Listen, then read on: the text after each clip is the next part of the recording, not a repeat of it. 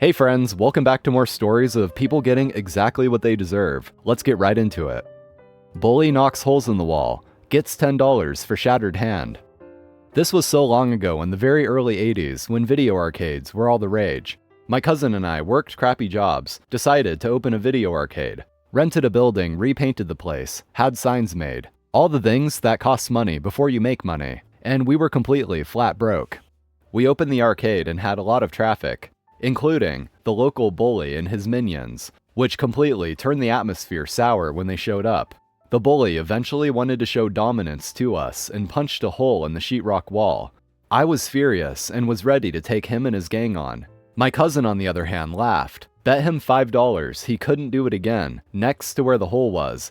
He did it again, and my cousin gave him $5. Another round of hitting the wall, another $5. The bully is $10 up, and liking this money and attention. Then my cousin bet him once again he couldn't do it for $5, and the bully took him up on the bet. This old building had lousy sheetrock, brittle and easy to knock holes in. But it was built with rough, sawed, hardwood studs in the walls that had been drying into nearly steel in strength for 50 years. The guy wound up a punch, let it fly, hit the wall stud, and it wasn't sheetrock we heard breaking. With tears running down his face, holding his destroyed hand, he took off so no one would see him break down with the pain. About a week later, I saw him at the convenience store, a metal rack around his hand, several pins through his fingers in the back of his hand, and it was strapped up to his chest. I asked him how he spent the $10. All I got was a lot of frick off and just you wait. But it doesn't stop there. He had claimed his hand got caught in a business door and was threatening to sue that business for his medical bills when my cousin heard about it and informed the business of how the hand actually got damaged. With a little investigation, members of his gang ratted him out. He wound up paying his own medical bills and was threatened with being charged with insurance fraud. I don't know if it actually happened. Later, he threatened to sue us. But the insurance company lawyer explained to him not only was it not an accident, but being a deliberate act, he could be sued for damages to the building. He backed down. About 2 years after that, he got his teeth knocked out in a fight, then tried to claim they got knocked out at his job. But someone informed the company what actually happened. He was fired, and they didn't pay for the teeth. Years later, I found out it was my cousin that informed his workplace. What reminded me of this? I just saw him 40 plus years later in life. I'm in my 60s now. He was complaining about the arthritis in his hand and talking with a lisp from the still missing teeth. Apparently he doesn't remember I was the co-owner of the arcade and was 4 feet away when he totaled his hand, tried to pass it off as a workplace injury where he, quote, got screwed out of disability, but bragging he screwed the hospital out of the bill. Nor did he remember that it cost us about $200 to replace the sheetrock and repaint the wall. $200 he really couldn't afford at the time. Well, $210 if you count the $10 in bully bets. Moral: don't be a bully a-hole. It will follow you for life. Petty revenge with the side of federal charges. Way back in the ancient days of 1985, I was tormented by a complete tool named Jimmy, who was 1 grade above me in high school, in a small town where everyone knows everything about you and who said what. He was a redneck who hung out with similar people who liked chewing tobacco.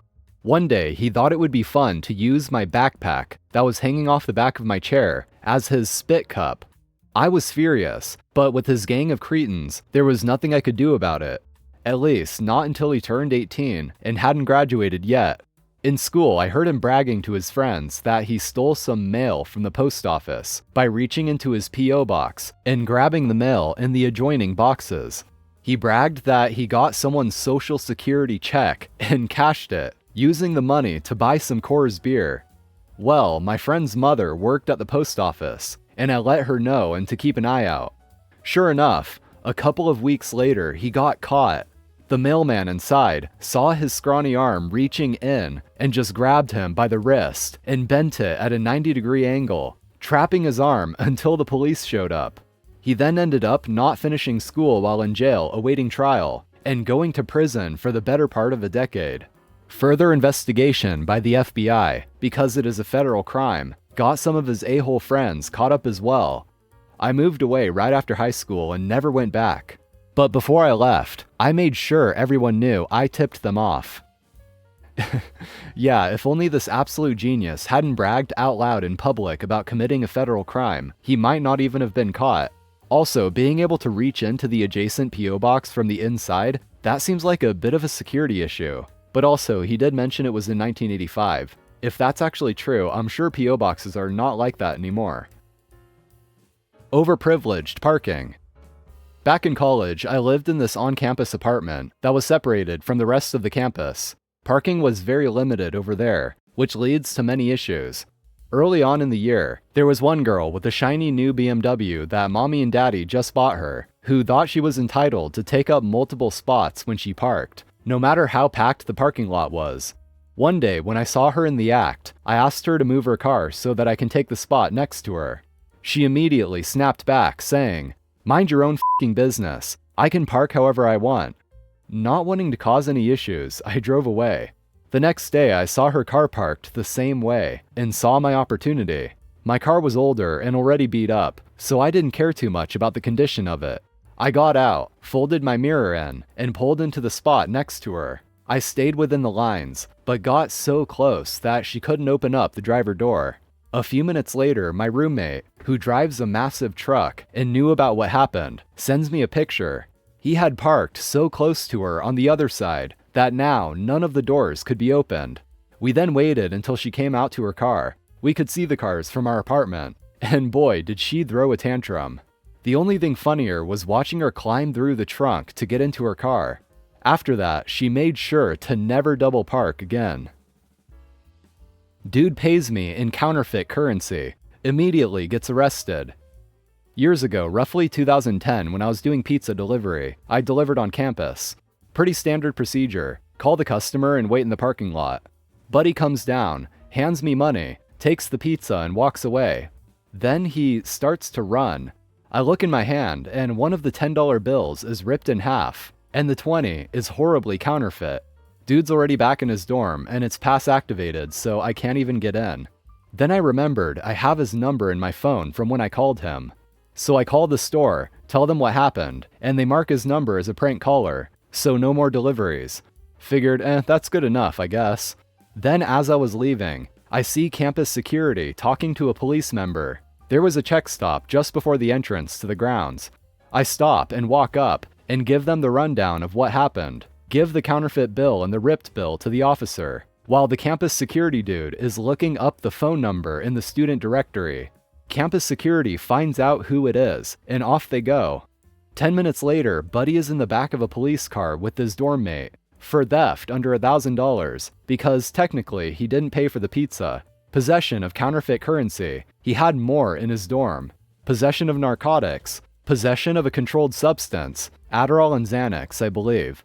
Possession with intent to sell, possession of stolen property. And there was another charge, but I can't remember. I guess he posted bail a couple days later and came down to the pizza shop to have some words with me. But I wasn't working that night, so Buddy started trashing the lobby and got arrested again for trespassing, criminal mischief, vandalism. And they found a knife on him as well when they searched him. So there was a weapons charge too, but I think that got dropped. I'm not sure what happened after the second arrest, as I was never called to testify in court, but I'm going to assume he took a plea deal. He most definitely got expelled from the university though. Man, this guy's really just not a very good criminal, is he? He seriously made it so easy for the cops to catch him. Call the cops? If you insist. Many summers ago, I worked front desk at a regional headquarters of a multinational corporation. For a visitor to be granted entrance, they had to prove that A, they have an appointment, and B, they are who they claim to be. Now the first part was easy. No need to show us your email, just give us a name and we'd call that person to confirm. The second required some sort of ID though, driver's license, employee badge, something like that, or your inviter would have to meet you out here and confirm to us in writing. Note that we didn't keep your document, we just needed to put down your name and take a real quick glance of your face and photo. Most of our visitors had no problem with the protocol. Some would voice their frustration but still comply. Well, not this special guy. He got aggressive and demanded an explanation about the need for an ID when he was standing right here. He couldn't seem to grasp it however we tried, and he got increasingly louder. He didn't want his inviter to meet him outside because, quote, "This is wrong." Security was ready to see him out when he screamed at us that he was going to call the cops because we needed to be arrested and taught a lesson on civil rights. Calls were made, cops came quickly, and he went out in cuffs. Turned out they already had a warrant, just weren't in a hurry to get him. Icing on the cake was that he was here for a job interview. Don't destroy my sandcastle and you won't break your toe. It's that simple. I grew up in California, but not close enough to the beach to go there often, so it was a major treat for my brother and me. One summer when I was about 8, which would have made my brother about 6 or 7, we were having a blast building sandcastles with our little plastic pails and shovels. We'd found a spot with just the right amount of moisture in the sand for maximum structural integrity. It had towers and a moat and everything. We were about to call our mom over to look at it when this bigger kid, my age or a bit older, did a running jump into the middle of the castle. And he didn't stop there. He kept jumping around and kicking until it was totally leveled, laughing the whole time. I knew when it was pointless to object, so I sat there silently while my little brother cried, until the kid finished his destruction and ran off. I hugged my brother and said we'd build another one. He said tearfully, "But he'll just kick it down again." I looked around for a moment and saw a large flat rock jutting up through the sand, about a foot high in my memory, and seemingly sunk very deep. I told him not to worry, and immediately got to work coating the rock in a layer of wet sand. I don't know if my brother understood, but we started rebuilding our masterpiece. We didn't get very far before we saw Big Kid coming and moved out of his way. He did an elaborate spin kick right into the rock and collapsed instantly with a scream, grabbing his foot. I don't remember him saying anything to us, but just dragged himself up and limped away crying. Little brother and I repaired the damage to our castle and continued building happily. My memory is hazy after this, but I feel like I saw a woman, who I assumed was the big kid's mother, arguing with my mom. Somehow I knew I wouldn't be in trouble, so I didn't worry about it, and she never even brought it up with us. I got my sense of poetic retribution from her. Finn. Well guys, that's it for today's episode. Thank you so much for watching, I appreciate it. Drop a like on the video if you enjoyed, and also be sure to subscribe for more. So take care, have an awesome day, and I'll see you all next time.